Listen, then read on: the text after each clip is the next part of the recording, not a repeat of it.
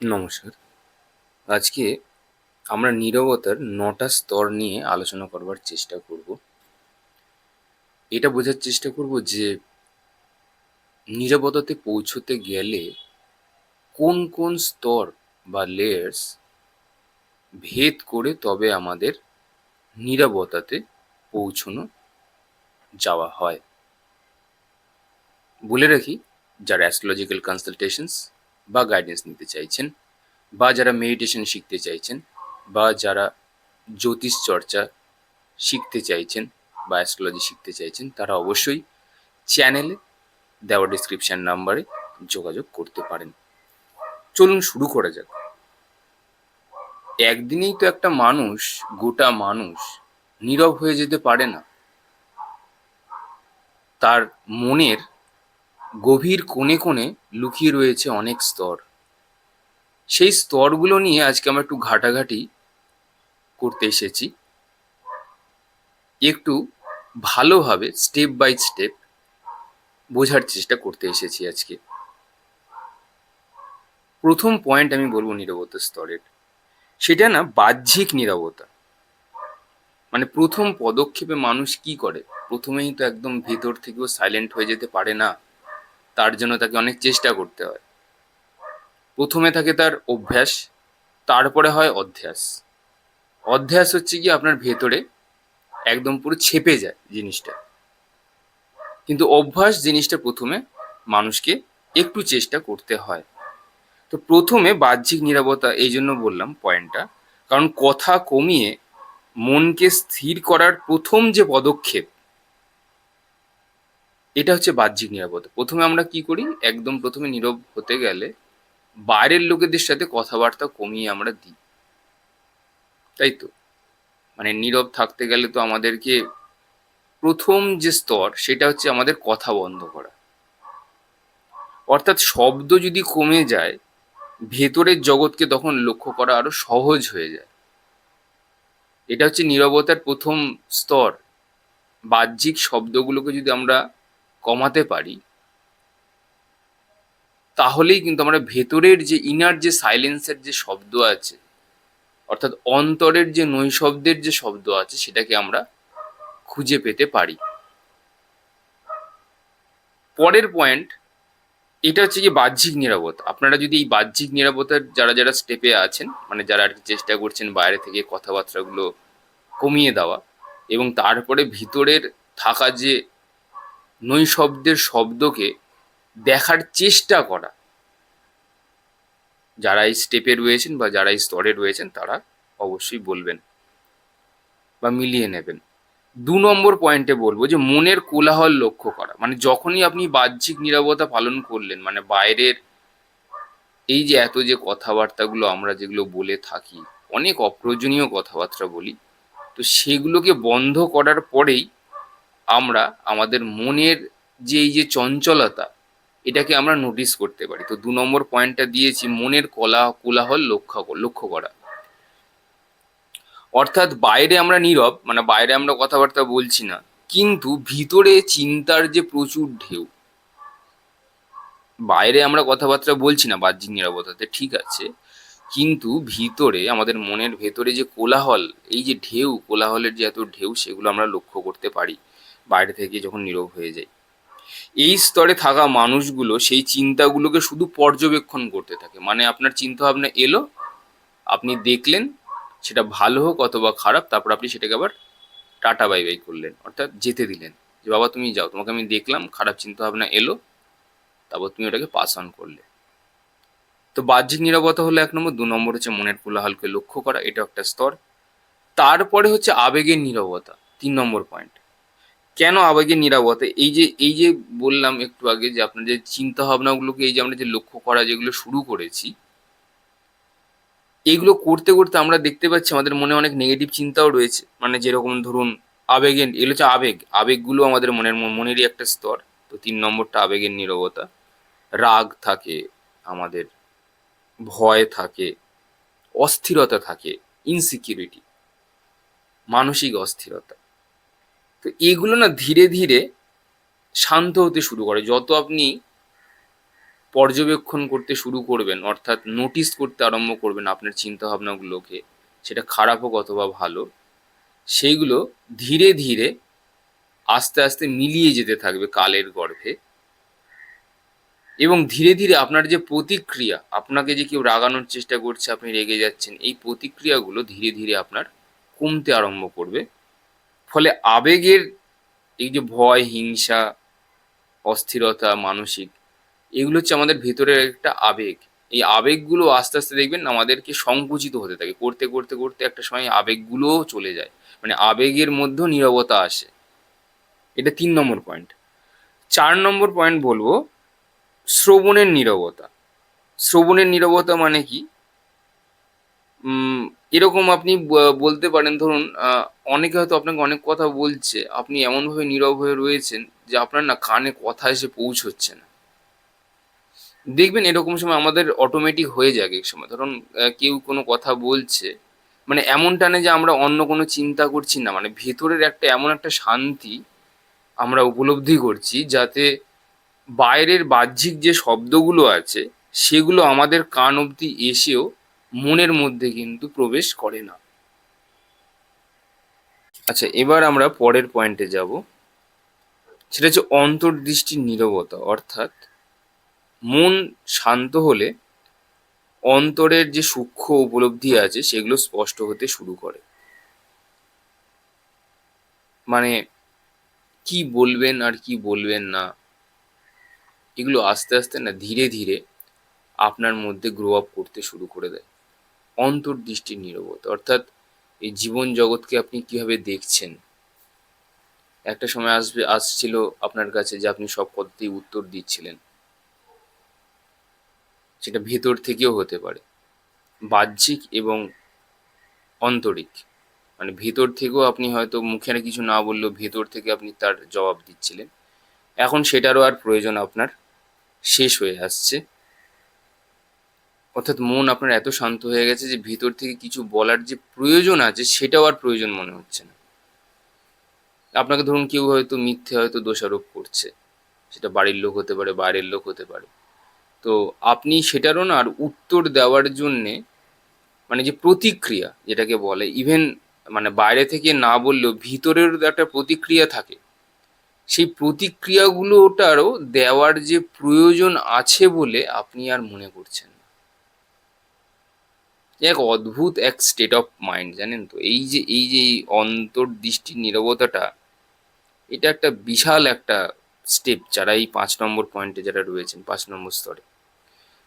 6 নম্বরের পয়েন্ট বলবো অহংকারের নীরবতা।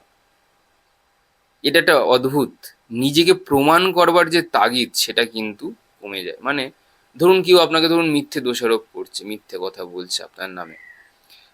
আগে আমরা কি বলতে করতাম, রিভোল্ট করতাম। আপনার না এখন এগুলোকে ছেলে মানুষই মনে হবে, থাক করছে করুক, যা পারিস করগে যা, আমার দেখার দরকার নেই। আপনি তো জানেন যে আপনি কি করেছেন, ঠিক করেছেন না ভুল করেছেন। ঘরের লোকও আছে দেখবেন অনেক সময় মিসআন্ডারস্ট্যান্ড করে মানুষদেরকে, হয় এক জায়গায় থাকতে গেলে হয়। তো সেটারও আপনি আর কোনো উত্তর দিচ্ছেন না, যা পারিস করগে যা, আমি তো চোখ বন্ধ করে থাকি, দুনিয়া উল্টে যাক, আমার দেখার দরকার নেই। এই যে স্টেট অফ মাইন্ডে যে মানুষ আস্তে আস্তে থাকতে আরম্ভ করে, তখন তার অহংকারের নীরবতা এই স্টেপটাকে বলা হয়। কারণ সে না আর নিজের কে প্রমাণ করবার জন্য চেস করছে না, সে চেস করা ছেড়ে দিয়েছে। সে একটাই কথা বলে, ঈশ্বর আছেন, দেখছেন, সময় যখন হবেন বা সময় যখন আসবে তখন ঈশ্বরই সেটার উত্তর দিয়ে দেবে। আমার এখন নিজেকে ব্যতিব্যস্ত করে লাভ নেই। সবসময় ঠান্ডা থাকা, একদম কুল। তো নিজেকে চেষ্টা যারা, মানে সবসময় দেখবেন কিছু মানুষ, বেশিরভাগই মানুষ আমরা নিজেদেরকে প্রমাণ করতে চলে যাই। এই তুমি আমাকে এটা বলেছো বা তুই আমাকে এটা বলেছিস, এটাকে এখন প্রমাণ করতে হবে যে আমি ঠিক ছিলাম। এই চেজিং, এই চেজ করাটাও আপনি ছেড়ে দিয়েছেন, নিজেকে প্রমাণ করবার যে তাগিদ। এরকম হয়, মানুষ নীরব থাকতে থাকতে একসময় কমপ্লিটলি সাইলেন্ট হয়ে যায়।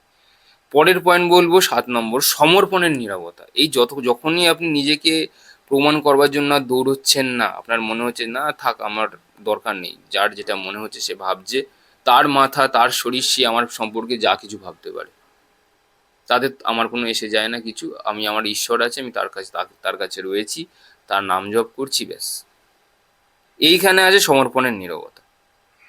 মানে সব কিছু নিয়ন্ত্রণ করার চেষ্টা ছেড়ে দিয়ে জীবনের যে প্রবাহ, সেটাকে গ্রহণ করবার মানসিকতা গড়ে ওঠে, অর্থাৎ গো উইথ ফ্লো যেটাকে বলে। ঠিক আছে, আমার কাজ গেছে, ঠিক আছে গেছে, বাড়ির লোক আমার দেখছে না, ব্যাস ঠিক আছে, খুব ভালো।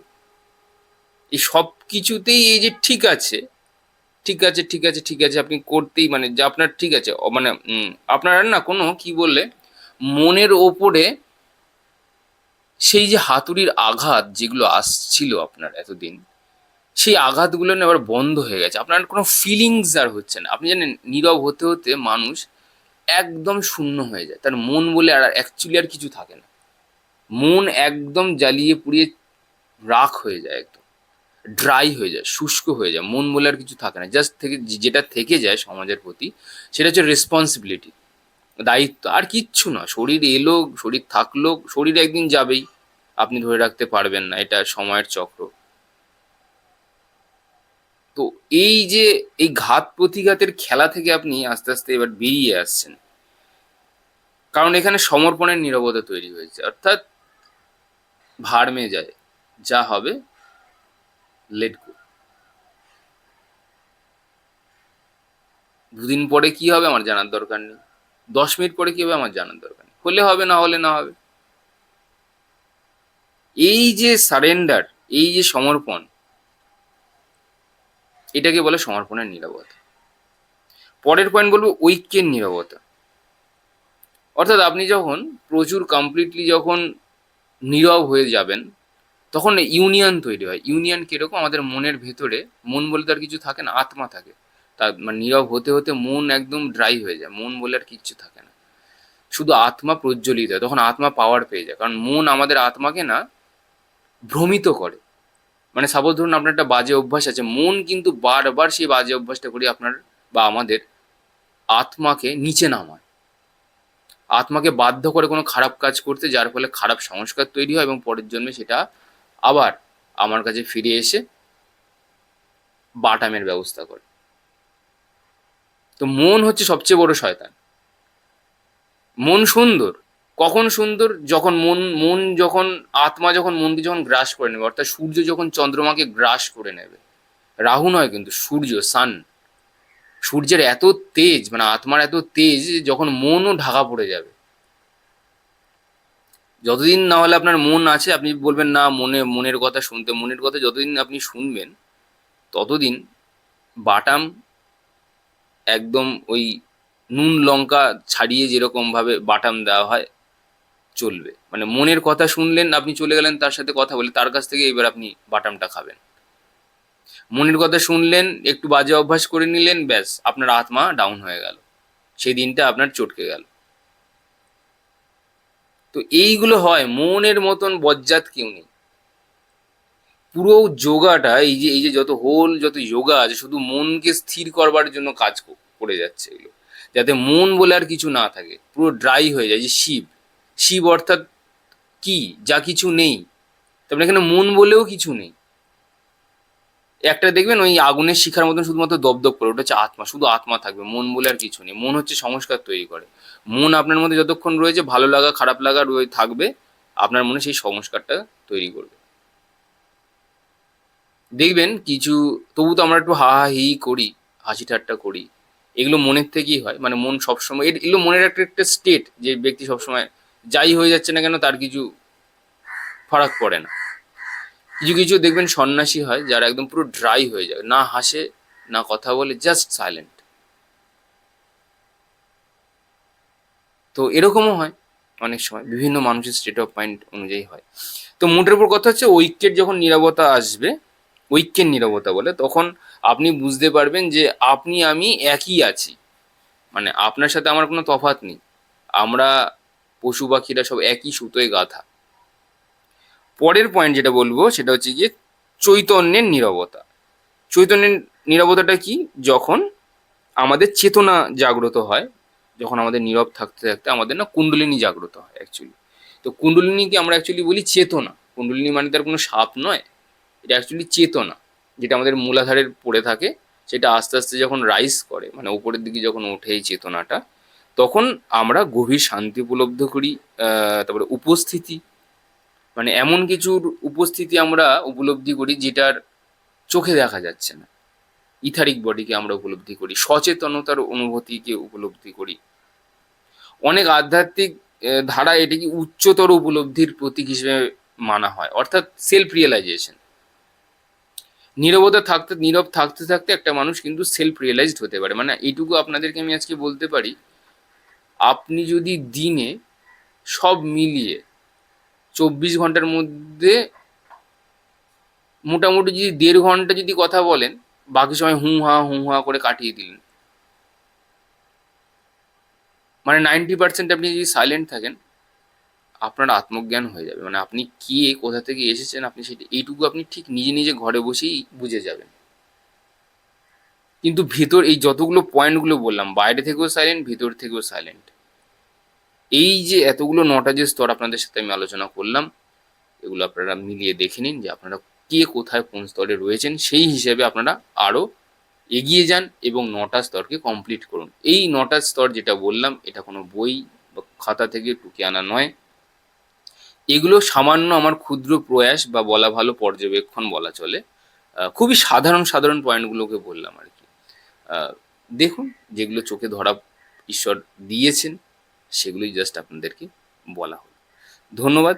আজ আসি, আবার কালকে দেখা হবে।